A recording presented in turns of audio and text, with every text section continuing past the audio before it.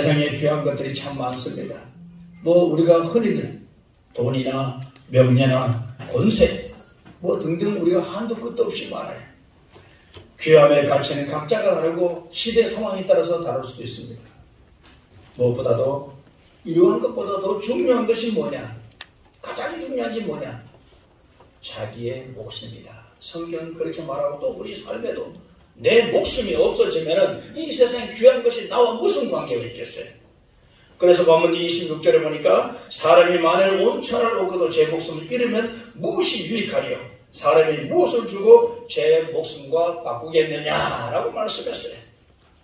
사랑하는 선교위원장 또 이사장님 그리고 위원 또 선교사 여러분, 여러분들은 목숨을 무엇과 바꾸겠습니까? 돈입니까? 명예입니까? 땅입니까? 건물입니까? 차입니까? 아니잖아요. 내 목숨보다 귀한 것은 없다는 사실을 우리는 모두 인지할 것입니다. 누가복음 12장 20절에 보면은 하나님이 이르시되 어리석은 자여 오늘 밤에 내 영혼을 도로 찾으리니 그러면 내 준비한 것이 누구의 것이 되겠느냐 하셨으니, 다시 말해서 내 목숨이 있을 때 다른 것들이 부차적으로 필요한 것이지 그것이 내 목숨보다 귀한 것은 아닌 것입니다. 오늘 본문을 통해서 그 무엇보다도 목숨을 구원하는 우리 선교사님들을 위해서 국내에서 선교위원회에서 계획하고 또 여러 가지 준비하고 또 물심양면을 지원하시는 여러분들 얼마나 중요해요. 그렇다면 우리가 이런 일을 하기 위해서는 몇 가지를 빼서는 안 되죠. 첫 번째는 오늘 본문은 우리에게 말합니다. 사람의 일보다도 하나님의 일을 먼저 생각하라. 오늘 본문 23절에 보면 예수께서 돌이키시며 베드로에게 이르시되 사탄아 내 뒤로 물러가라. 너는 나를 넘어지게 하는 자로다. 내가 하나님의 일을 생각하지 아니하고 도리어 사람의 일을 생각하는도다 하시고, 예수님께서 인류를 구원하기 위해서 십자가의 고난을 받고 죽으신다고 그리고 난 다음에 3일 만에 부활할 것을 본문 21절은 말씀하고 있어요. 그 말씀을 들은 베드로는 22절에서 베드로가 예수를 붙들고 항변하여 이르되 주여 그리 마옵소서 이 일이 결코 주께 미치지 아니하리이다. 여기서 베드로의 생각, 주님을 따르는 생각을 엿볼 수 있습니다. 예수님으로부터 부름받고 제자로서 그동안 따라다니면서 두 가지를 생각했을 것입니다. 하나는 뭔가? 예수님의 능력을 바라보고 따라갑니다. 그 능력은 뭐예요? 죽은 자도 살리고 배고픈 자도 먹이시고 또 많은 병든 자를 고치시고 그리고 풍랑도 잔잔하게 하시는 것. 이 모든 능력을 베푸시는 모습을 보고 한마디로 예수님은 전능자구나, 따라다니면서 뭔가 보고 배울 것이 있다. 그래서 아마 다녔을 것입니다.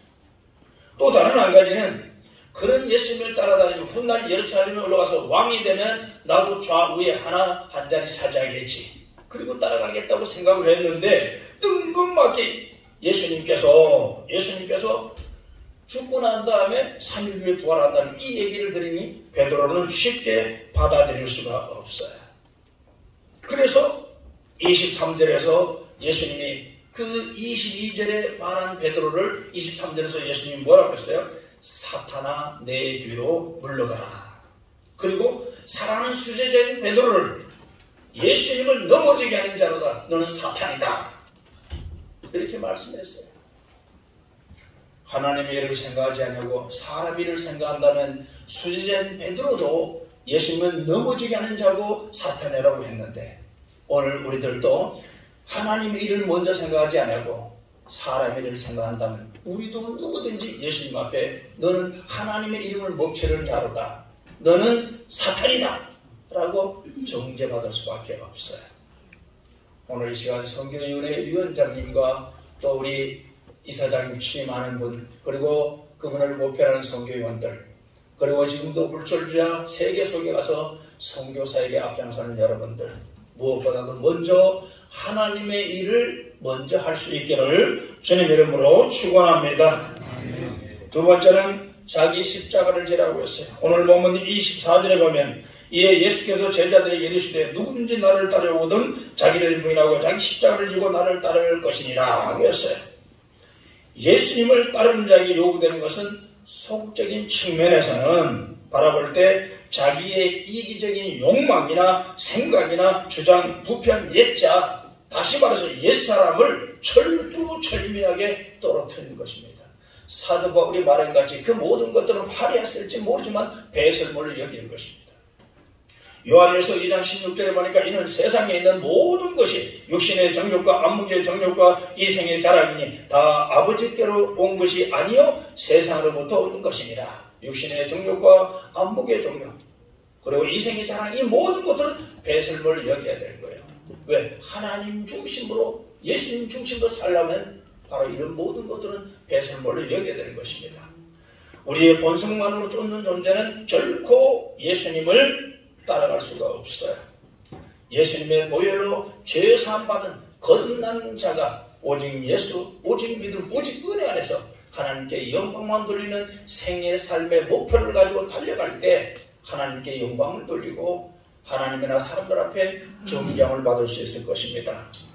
사랑하는 우리 선교사 여러분, 오늘 마태복음 27장 또 32절에 보면 구련의 시몬이 억지로라도 주님의 십자가를 줬을 때 큰 은혜를 받고 예수님 믿게 됐고 그 자손들이 사도 바울과 함께 선교사에게 앞장선 것을 볼 수 있어요. 억지로라도 십자가를 줬을 때 저와 여러분들은 정말 주님 앞에 나와서 진실된 모습으로 하나님의 종이라면 주님의 십자가의 보혈로 나 같은 죄인이 건짐받았다.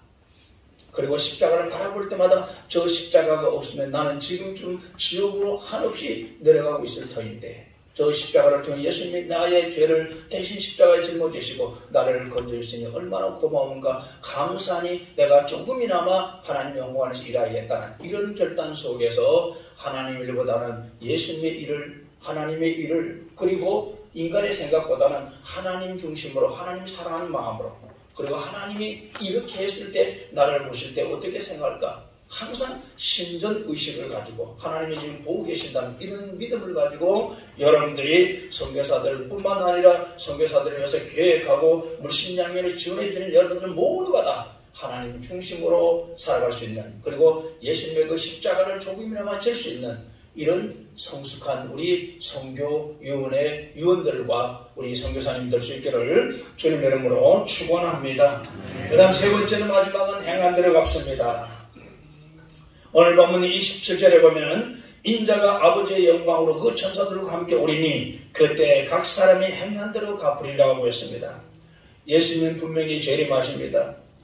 예수님은 영광으로 천사들과 함께 다시 오신다고 했습니다. 오늘 이 시대에 살아가는 우리 모두는 반드시 재림신앙을 가져야 돼요. 때와 시간은 알 수 없지만 주님께서 다시 오셔서 인간을 심판하시잖아요. 그리고 각 사람의 행한 대로 갚아주신대요. 그래서 우리 모두는 신전의식을 가지고 하나님이 맡겨주신 선교위원회 이사장, 위원장, 그리고 선교위원, 그리고 각 지역에서 많은 영혼들을 건지기 위해서 애쓰는 선교사님들 모두가 다 하나님의 은총 속에서 살아갈 때 하나님의 은혜를 주시고 또 그들을 위해서 국내에서 열심히 준비해서 지원해 줄 때 하나님 앞에서 영광을 돌리잖아요. 예수님의 심판은 이례적입니다. 세상 법정은 항소하고 해서 30제가 있지만 예수님의 심판은 그 누구도 이의를 제기할 수 없어요. 예수님께서 우리가 이 땅에서 예수를 믿고 거듭난 자답게 참 제자의 삶을 살았는지, 주신 직분을 잘 감당했는지, 봉사는 많이 했는지, 선교는 많이 했는지, 구제와 선행은 얼마나 했는지 심판하시고 그 심판하에서 행한 대로 갚아주신다고 했어요. 물론 구원은 전적인 하나님의 은혜입니다. 종말에 이르러 하나님 앞에서 현세의 삶에 대한 평가는 분명히 있잖아요. 공평하신 하나님은 각 사람 모두가 다 행한 대로 갚아주시고 상벌을 주신다고 분명히 말씀했잖아요. 마태복음 25장 31절에서 46절의 말씀 보면 잘 나와 있어요. 31절에서 주님이 천사와 함께 재림하셨습니다. 32절 보니까 각 사람이 행한 대로 양과 염소를 오른쪽 왼쪽으로 분류합니다. 그리고 34절에 보니까 오른편에 있는 자들에게 내 아버지께 복받을 자들이여 나와 창세기부터 너희를 위하여 예비된 나라를 상속받아라. 그리고 하신 말씀 뭐예요?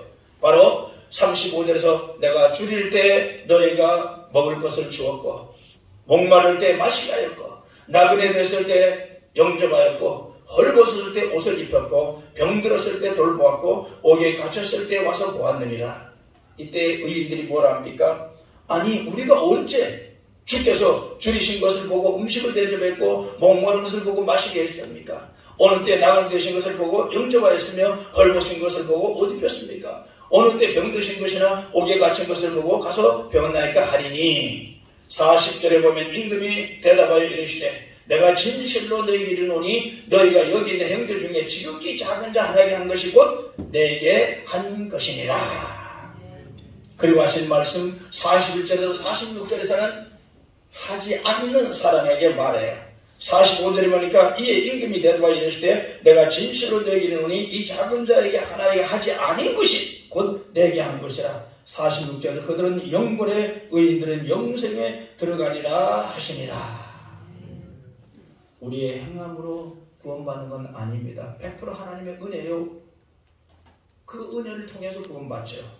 그러나 구원받은 우리들은 주의 종으로서 선을 행하고 성도들을 잘 가르쳐서 천국으로 인도하고 성도들 모두가 다 천국에 들어가서 하나님의 주시는 의의 멸관, 생명의 멸관을 받아 쓸 수 있도록 잘 가르치고 잘 지도해야 되지 않겠어요? 그러기 위해서는 세계 국경 멀다지 않고 멀리 가 계시는 우리 선교사님들, 불철주에 애쓰는 그분들을 위해서 국내 선교위원회와 또 우리 이사장님, 위원장님, 또 선교위원들 여러분들은 잘 계획해서 그분들이 어떻게 하면 잘 전해줄 수 있겠나, 그분들이 어떻게 하면 조금이나마 감사하면서 열심히 그 언어도 통하지 않는 외국에서 잘 섬길 수 있을까, 그분들 중심으로 역지사지 하는 마음으로 잘 계획하고 준비해서 어느 회기보다도 이번에 이사장님, 정말 위원장님, 그리고 선교위원들 정말 감사합니다. 고맙습니다. 이러한 전화가 무수히 받고 서로 선순환적인 기쁨이 넘치는 그런 회기가 될 수 있기를 주님 이름으로 축원합니다. 기도드리겠습니다. 반드시